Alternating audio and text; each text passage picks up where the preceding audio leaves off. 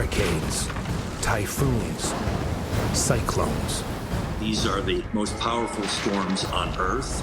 The water was so high, when I opened the door, it gushed me back. It just obliterated the islands of the Bahamas. It's a fight for survival. No food, no water. For man. There are people in life and death situations. And beast. There was no way that I was going to leave the dogs outside. But the total impact of a hurricane can sometimes reveal surprising discoveries. It almost created this a unique natural experiment. Hurricanes, tsunamis, earthquakes. This was the deadliest tornado on record. The impact can be devastating. God completely wiped it off the map. We step inside the disaster. We were running for our lives. It hits like a freight train.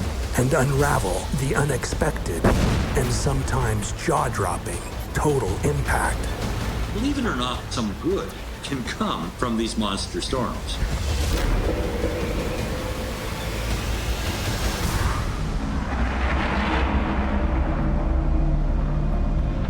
A tropical wave leaves the western coast of Africa. 5 days later, a small cyclone develops in the mid-Atlantic. It's named Tropical Storm Dorian. Though no one knows it yet, it's set to become a monster hurricane.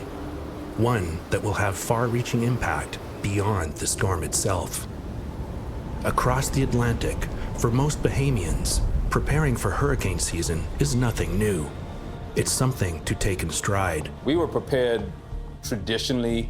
You know, I have hurricane impact windows at home, standby generators, so I always have water, that type of thing. I've experienced I think 6 storms. Usually I'm home, usually my house is pretty much untouched. My kids' playhouse sits 6 feet off the ground. It's built out of wood and it has survived 2 prior storms with no issue. So, you know, I felt pretty secure at home.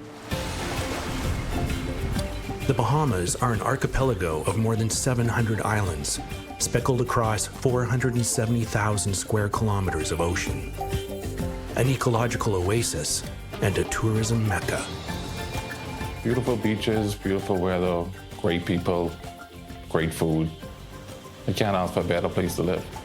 But the very climate that makes the tropics so enjoyable is exactly what feeds tropical cyclones. The wind speed gets above 63 kilometers per hour, they are called a tropical storm. If they get up to 119 kilometers per hour or greater, then that tropical storm becomes the big daddy of them all, becomes a hurricane. What determines whether it's a hurricane, a cyclone, or a typhoon is where they originate. If they begin in the Atlantic Ocean, they're called hurricanes, and it comes from the indigenous word for storm god, which was hurricane. West of the international date line, then these same hurricane-type events are called typhoons. It comes from the Chinese word taifeng, or typhoon, meaning big wind. Indian Ocean and the Bay of Bengal, they're just called cyclones. Like giant engines that use warm, moist air as fuel, tropical storms can form any time of year, where the water is warm enough to feed the developing cyclones. Every year, lists of names for tropical storms are created for each geographic region. The names are assigned in alphabetical order as they're detected.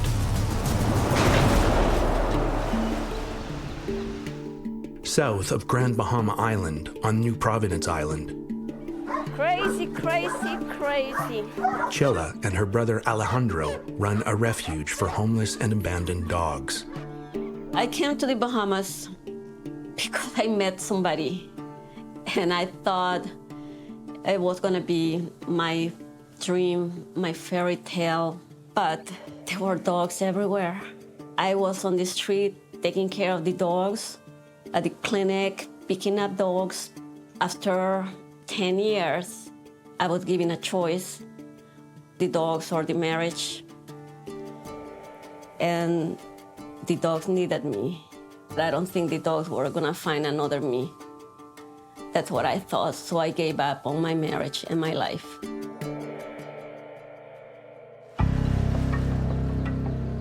As Tropical Storm Dorian heads towards the Caribbean, Chella and Alejandro keep busy with the dogs like nothing's happening. It was in the news as a tropical storm, which we deal with it constantly, so there was nothing to worry about it.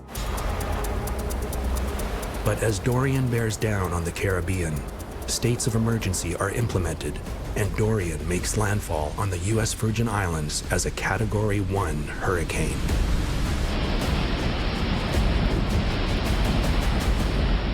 There are 5 categories of hurricanes. Category 1 has sustained winds of 119 kilometers per hour or more. Miraculously, Dorian passes through much of the Caribbean with relatively little damage. As Dorian sweeps north towards the Bahamas, it's upgraded to a Category 2 hurricane. Along the coast of Grand Bahama, Stefan begins securing his newly built home as his wife heads inland to stay with family. Everybody in Grand Bahama, around my neighborhood, trying to get plywood, trying to board up their house, trying to get supplies, trying to make their house secure. As the hurricane approaches, Deshaun messages Jensen, asking him to fuel up their jet skis. After the storm, getting fuel is very difficult, so I wanted them to be just full of fuel. Usually we'd go out and ride and assess damage by sea after the storm. After filling them, I jokingly post on social media stating, if anyone needs rescues, we're here to help. We didn't expect to use our jet skis during the hurricane. That was the last thing that was on my mind. Little do they know, things are about to change. Monitoring the threat, an NOAA flight heads directly above the growing hurricane and deploys a dropsonde. Inside, they have sensors for measuring temperature, pressure, humidity, wind direction, and speed. It's like doing a CAT scan of a hurricane. They are extremely valuable in understanding the anatomy of these tropical storms. Residents of the Bahamas receive shocking news. Dorian has grown to a Category 5 hurricane. 5 is lumping all of the ones that would be winds in excess of 250 kilometers per hour. This is what we call catastrophic. It's really a life changer. A brick home can be flattened. Entire trees would just be picked up and carried like sticks and just tossed like javelins. The damage is, it looks like a war zone. Warnings are issued to take immediate cover. The police state that if the warnings are not heeded, the end could be fatal. On New Providence, Chella is running an errand when she hears the news. I went to the vet and they were securing the clinic, and I thought it was gonna be just a tropical storm. I said, no, it's a hurricane Category 5. So I came to the refuge. I told my brother, collect all of the hurricane shutters. We are in trouble because we haven't done anything. Dozens of makeshift shelters house the rescue's 80 dogs. There's no way they'll withstand a Category 5 storm. Chella knows they need to act fast. There was no way that I was gonna leave the dogs outside. We dismantled the dog houses, the canopies, the tents, and we moved the dogs inside. There's no time to waste. If the storm is anything like the Labor Day hurricane, things could go from bad to worse quickly. In 1935, there was an infamous hurricane called the Labor Day hurricane. This was not just a 5. This was like a super 5 at 298 kilometers per hour. And it was the strongest wind from a landfalling hurricane in history that had ever been known. It totally obliterated small towns in that area, took out trains, took out railway lines. I think it killed about 423 people. The storm destroyed almost everything along a 65-kilometer strip of the Florida Keys. Those who live on the small islands of the Bahamas can only hope that Dorian won't hit full force. With 80 rescue dogs already in the house, the thought of homeless dogs out on the streets in a Category 5 hurricane is more than Chella can bear. she heads out to find more strays in need of help. We knew that something bad was coming our way, and I tried to rush and grab as many dogs as I could. Chella rescues 17 more dogs, but the storm becomes too intense. With 97 dogs inside the house, 79 in her master bedroom alone, Chella finally closes the door. The wind already was just going crazy, and by the time I had everybody in the house, we just closed ourselves in. Chella begins to document the ordeal over social media. Everyone here gets along and welcome their newcomers with tail wags, because they know that they are their brothers and sisters in suffering on the streets. Each of my babies deserve to have loving homes, so please, I am begging to rescues to help them. My heart is breaking that I left so many on the streets.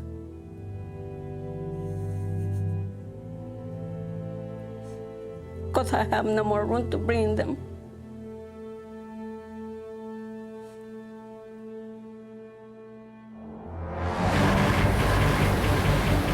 Chella has some time to post pictures before she loses power. We lost the electricity around 4 o'clock. The internet, cable, phone line, everything was gone. Dorian is about to hit the Bahamas full force, and Chella and Alejandro have lost all connection with the outside world. We can all drown. Anything can happen during a hurricane.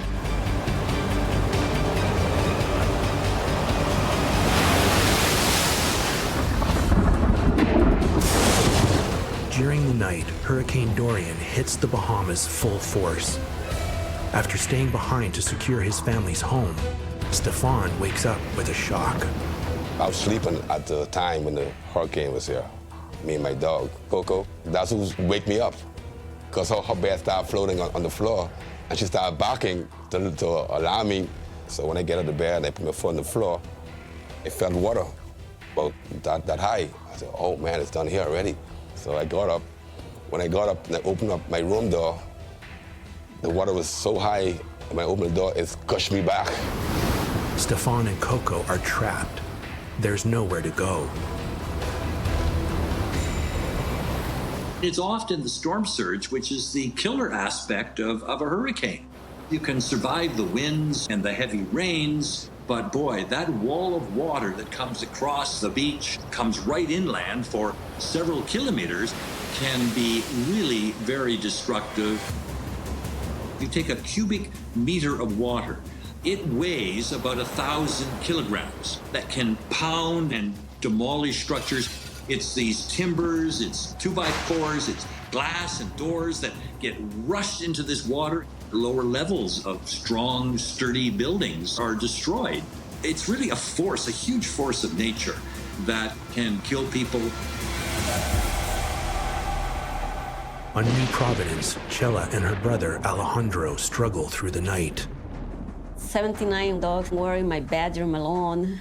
They could have killed each other if they wanted to, but it's like they understood that we were in distress, and I was in distress because of the situation. Everybody behaved.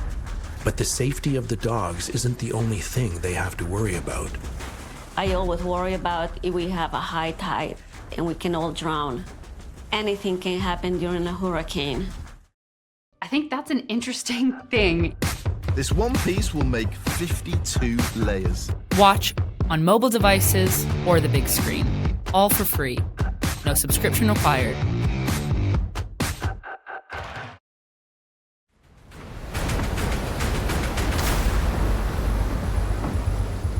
North, on Grand Bahama, Stefan searches for a place to escape his flooding home. There's only one place to go. And I walk in the house, coming into this side here, and waste water, going to get the ladder, carry it to the manhole so I could go up, because my ceiling high, you know. So I had to use a ladder to get up in the manhole, and I carry my dog up there with me. Stefan and Coco are stranded in the attic of his bungalow. To make matters worse, his cell phone has fallen into the water. He's completely cut off from the outside world. And no one could reach me, couldn't talk to me no more. That was why people thought I was dead or, gone, It's a terrifying night for Stefan, and he isn't the only one in desperate need of help. The east end of Freeport, Grand Bahama, is nearly completely submerged. As residents struggle to find higher ground, Deshaun learns that friends are trapped in their attic. I told him, hey, my jet ski's full of gas. I'm going to try to come and get you guys. Deshaun rallies together volunteers from his neighborhood. They drive as far as they can before the water stops them. This is the ocean, a good 200 feet further than when we came earlier. They unload their jet skis and take to the flooded streets. It was insanely dangerous, wildly scary. The wind was blowing profusely at this point.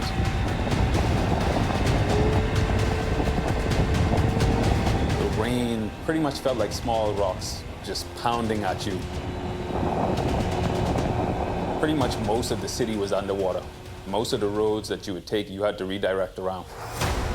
As Deshaun battles to find a route to reach his friends on Grand Bahama, the worst of the storm miraculously passes New Providence.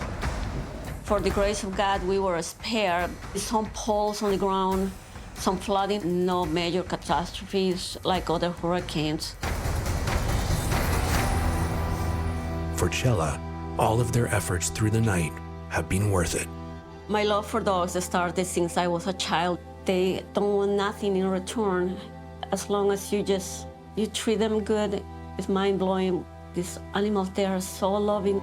While Chella and the dogs are out of the woods, Deshaun and the volunteers are battling unrelenting hurricane conditions on Grand Bahama.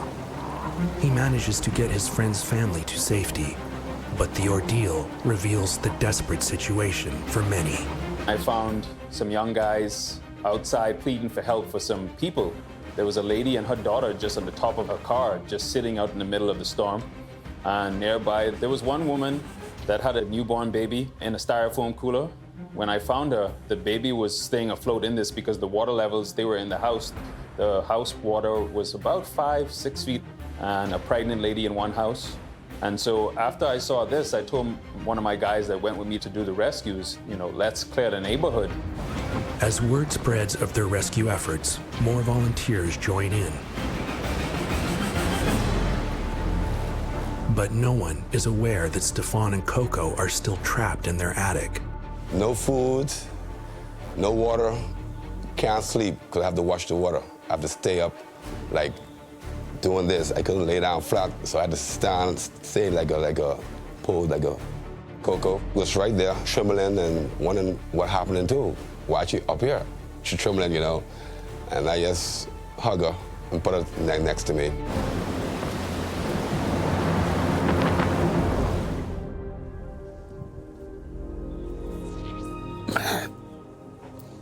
Man. Bring back memories, man. Bring back memories. Yep, I hold her. She was my comfort. I'm not gonna lie. She was. And her dog, we had her when she was a little baby. I love her. Trapped in the attic with Coco, Stefan has no idea what's happened with his other dog, Brewster, who was outside when the storm hit. And things are about to get worse. Never in a million years could I prepare for what Dorian had brought to the island.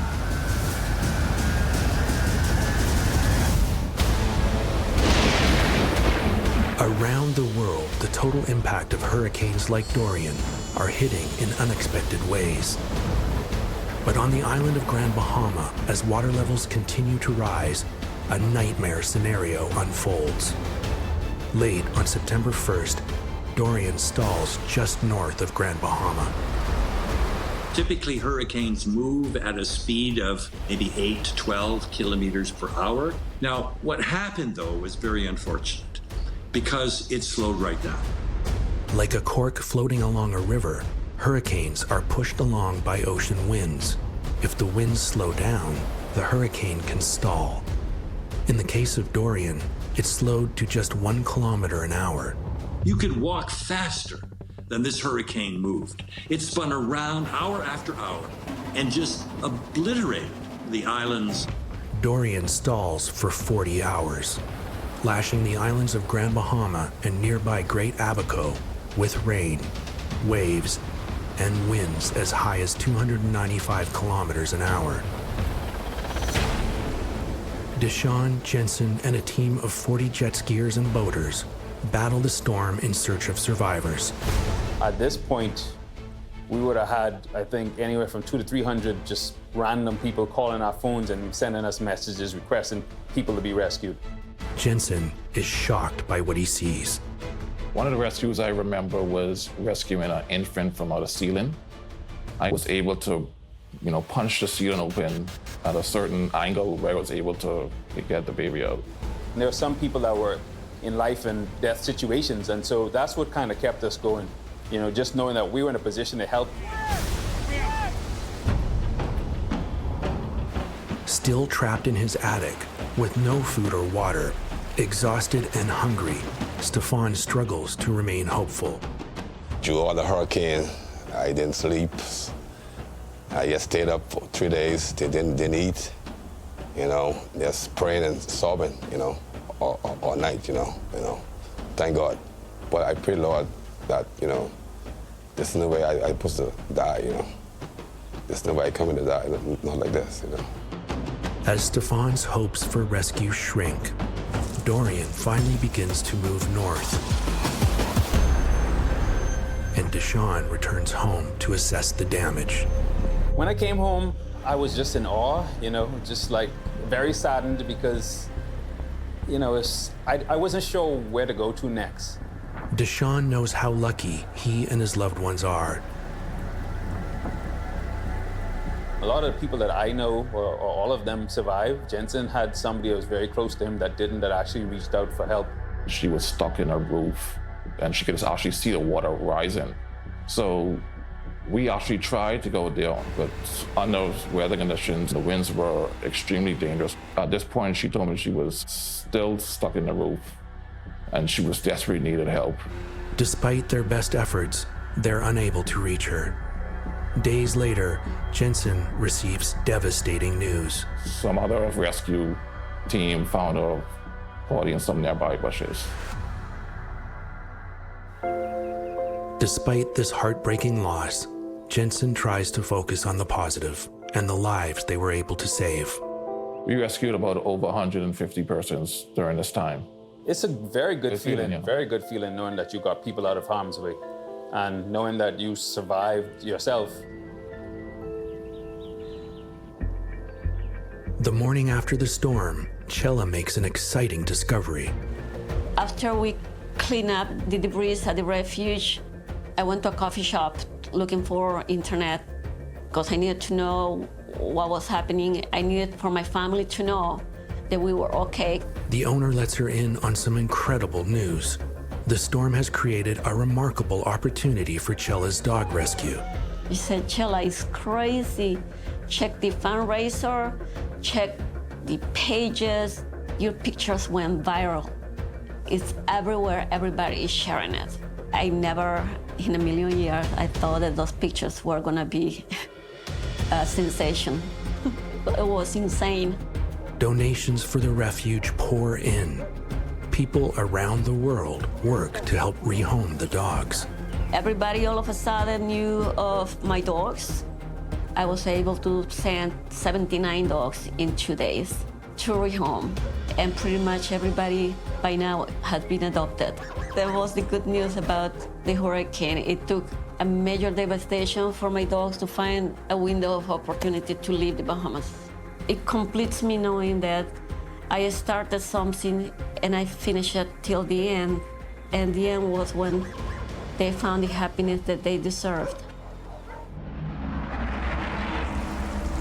As the waters in his home begin to recede, Stefan and Coco are finally able to climb down from the attic. He discovers that Dorian has completely destroyed his new home. The wall went when I came down. I see this big open bright light. I said, wow. Then when I look around, I see my neighbors, them, and other places, them, their wall down too. Stefan knows he's lucky to be alive. Coco did save my life because she was there with me, and I was holding her, and I was crying too, you know? As soon as the water came down, my wife came over here on the family to check up on me, you know? My sisters, my family, all of them came over, you know, checking up on me. Friends, close friends, you know, came over. Man, a lot of hugs.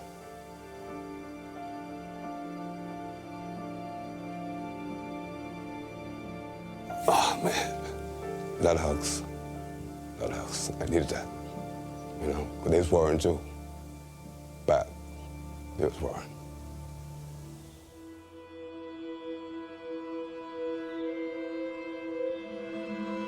Hurricane Dorian leaves the islands of Grand Bahama and Great Abaco devastated.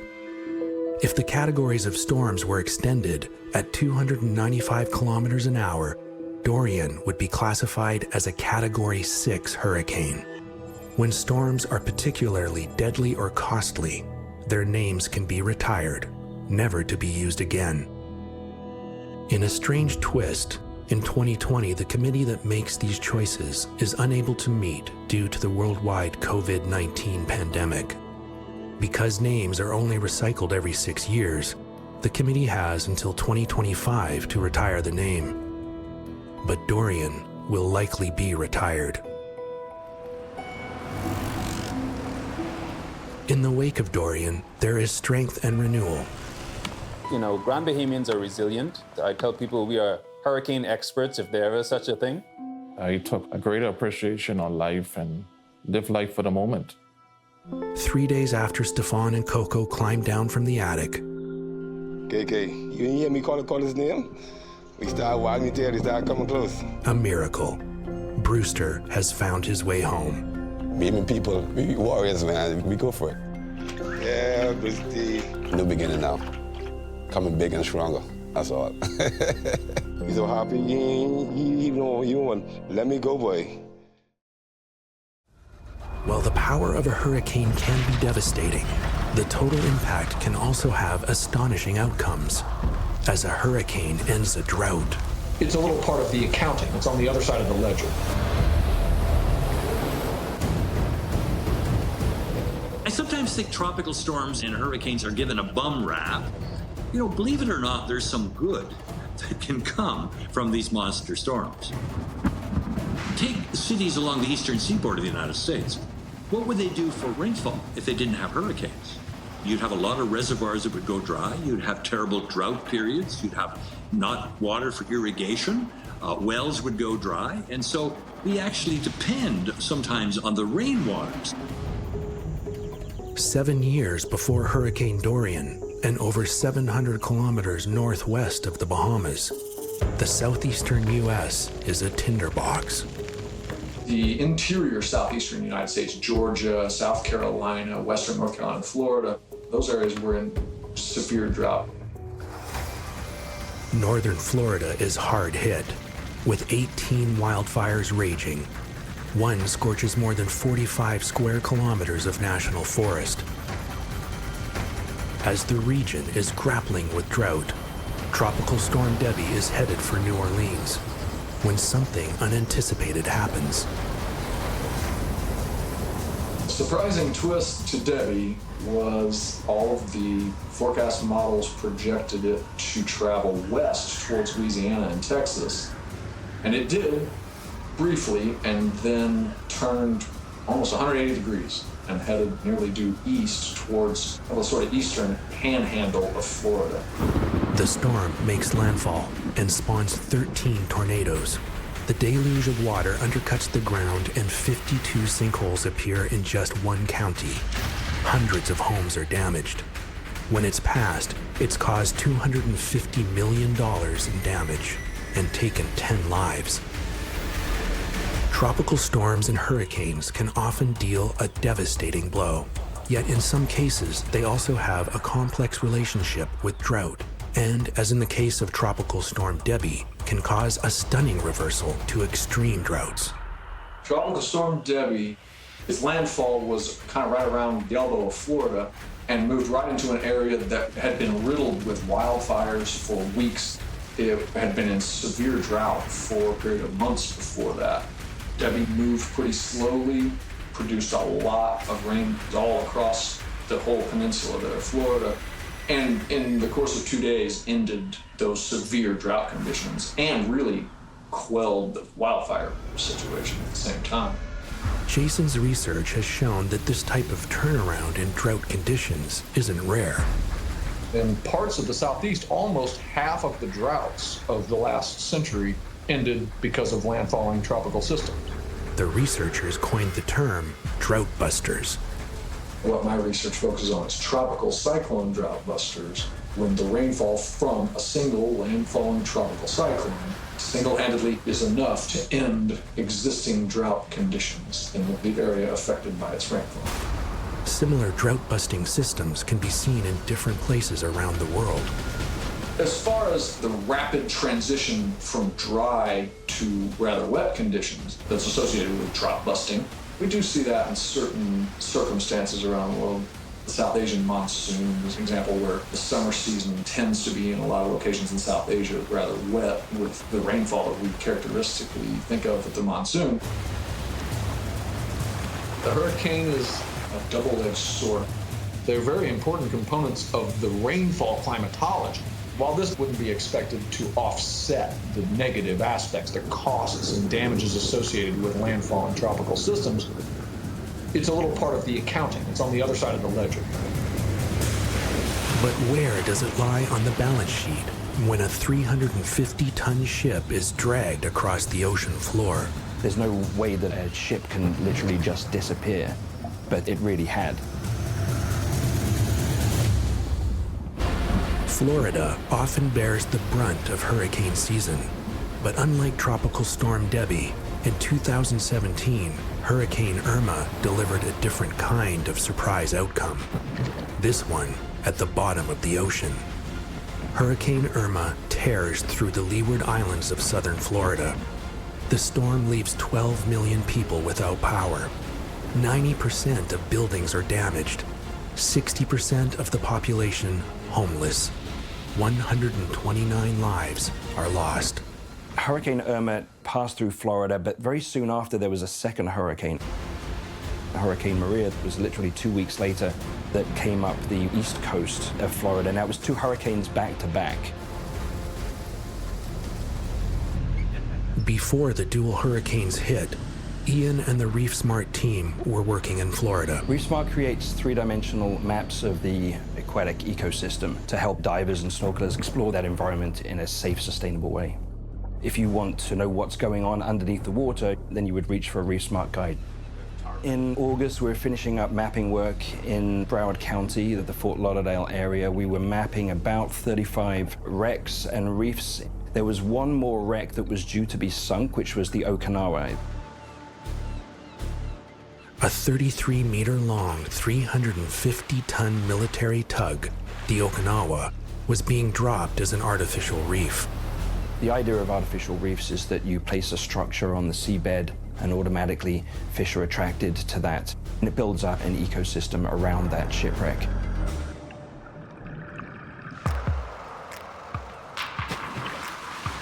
So we visited the Okinawa about a week to 10 days later.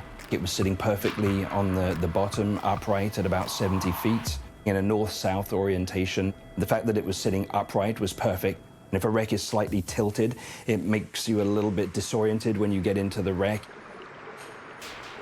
So this wreck had been dropped perfectly on the seabed.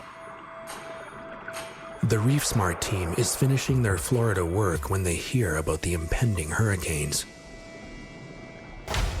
Our first response when we saw the hurricane heading for Florida was all the people that we had met in Florida and we had worked with, we were worried for them and about, are they able to get to safety? Soon after Ian and the team arrive home in Montreal and the hurricanes have passed through Florida, they receive some unbelievable news. We started getting the calls pretty soon after we arrived in Montreal. The phone started pinging. It was some of the dive centers that we had worked with in Florida had gone down and literally dropped off the boat at the GPS coordinates of the Okinawa and said, it's just not there. We're just saying, like, I mean, check the GPS coordinates. There's no way that a ship can literally just disappear, but it really had. I think it took a second dive center to go there and confirm, like, yes, it is actually gone.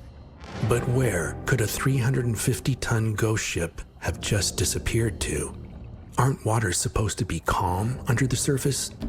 We weren't sure at that point whether it had literally been blown to pieces or whether it had just been moved. The thing is that the wreck was very new and structurally sound, so it was unlikely that it could just be broken up that quickly. So the dive centers started doing a search pattern around those GPS coordinates, just increasingly getting, you know, larger circles around that point, trying to find where the structure is using the depth sounder, until all of a sudden they ping something that's not flat seabed at 70 feet. They found the structure about 200 feet away. It was clear also that the structure had changed itself, not just the location, but it was now rolling onto its side. It had been shifted around about 100 degrees, so it was facing in a different direction. So this shows where the wreck used to be, lying in a north-south orientation. And this is how it was moved 200 feet and swung around, facing the other direction, and with the mast bent over to one side and the whole ship rotated. The mermaid statue was holding a reflecting ball, but she sits in this bar area where it was decorated with, you see these small starfish and other creatures. The hurricane just tore all of those kind of structures off.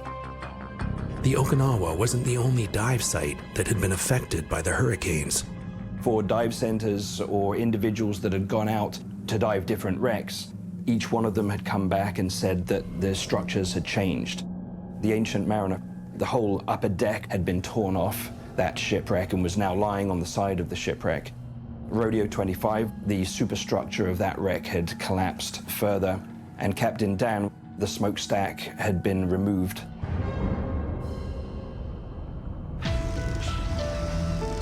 The 3D mapping work done by ReefSmart before the hurricane gave an opportunity to learn how and why the wrecks had been affected in such different ways. We started to try and figure out why some shipwrecks changed in the way that they did. And this was the scientists in us, because the team at ReefSmart are all marine biologists, so we were fascinated that we had this sort of strange experiment that we hadn't planned to capture but had. So we'd almost created a unique natural experiment where we had mapped a bunch of these wrecks and reefs before a hurricane, and then I had the opportunity to map them again immediately after, so we could take a look at what had changed. We started asking ourselves some questions about why the Okinawa moved in the way that it did.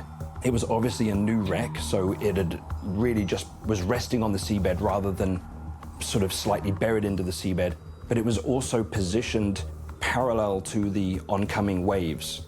So as the waves hit, the ship was basically broadside to those waves, which would have offered it the largest surface area, which may have been something to do with the fact that it was moved physically as much as it was. Some of the other wrecks that had been down longer had not been physically moved, because my suspicion is that they had nestled down into the sediment a little bit more. They'd been there, you know, sometimes more than a decade, so they'd almost become part of the seabed. The hurricanes obviously create a lot of wind, and that wind creates waves, and there's also currents that can move the seawater around as well. So I think it's a combination of the currents and the waves that are causing the structures on the bottom to move. It says something about the power of these storms, that they can just literally pick up a ship of that size and move it physically across the seabed. These were storms that weren't even direct hits. Neither of them had passed directly over the wreck. They had just moved the water enough to be able to pick up the ship. You kind of think sometimes that once you're down underneath the water, you're in this calm and peaceful environment, and anything that happens on the surface, you're oblivious to almost. You know, you're in your own little world. But the power of these hurricanes means that the waves and the currents are literally moving things around down there like chess pieces. It's pretty powerful stuff. With the ferocious power of hurricanes undeniable, one scientist tries to harness the amazing energy of a cyclone. An average hurricane would be the same power or force as setting off 10,000 nuclear bombs. Hurricanes, cyclones, typhoons. These deadly whirlwinds can be devastating. But could they also be a solution to the death and destruction from nuclear meltdowns and other energy disasters? A 9.0 magnitude earthquake strikes off the coast of Japan, inducing a 15-meter tsunami. The Fukushima nuclear plant is struck with devastating results. More than 18,000 people are killed, and 160,000 forced from their homes. The disaster struck home for engineer Atsushi, and in 2013, he started green tech firm Chella Energy to tackle the problem. Our life work to achieve all renewable energy society. Our generation have to change for our children, our future. He wanted to find a way to lower the death print. The death print is the number of people killed per kilowatt hour of energy produced. The pursuit of energy takes hundreds of thousands of lives every year. Atsushi was determined to find a safe, renewable form of energy. But where? His thoughts went to a common weather event in Japan, the typhoon. In Japan, so many typhoons every year. These destructive tropical cyclones can pack a hefty punch, with winds recorded at up to 345 kilometers an hour. These are the most powerful storms on Earth. They are tremendous heat engines. An average hurricane would be the same power or force as setting off 10,000 nuclear bombs. The energy created by an average hurricane is about 600 terawatts of energy. If you took the world's current electrical generating capacity, it would be about 6 terawatts. So think about it. An average hurricane would have 100 times the electrical generating capacity of the world within itself. But most of the energy from a hurricane exists in the form of water vapor that can't be captured. Just 0.25% of the energy of a hurricane is the winds. Yet that small percentage still equates to around 1.5 terawatts of energy, equivalent to over a quarter of the world's total electrical generating capacity. But is there a way to capture that energy? Could wind turbines be used? I think conventional wind turbine, they are like dinosaur. Yeah, dinosaur. So they have a long history over the 100 years. They is getting larger, but primary design is not so changed. As the wind industry has grown, their shortcomings have become clearer. Inefficient, short lifespans, large amounts of non-recyclable materials, and health issues are just some of the problems. It's estimated that more than 500,000 birds and bats are killed every year by industrial wind turbines in the US alone. Often birds killed by the wind turbine. It's a very severe problem.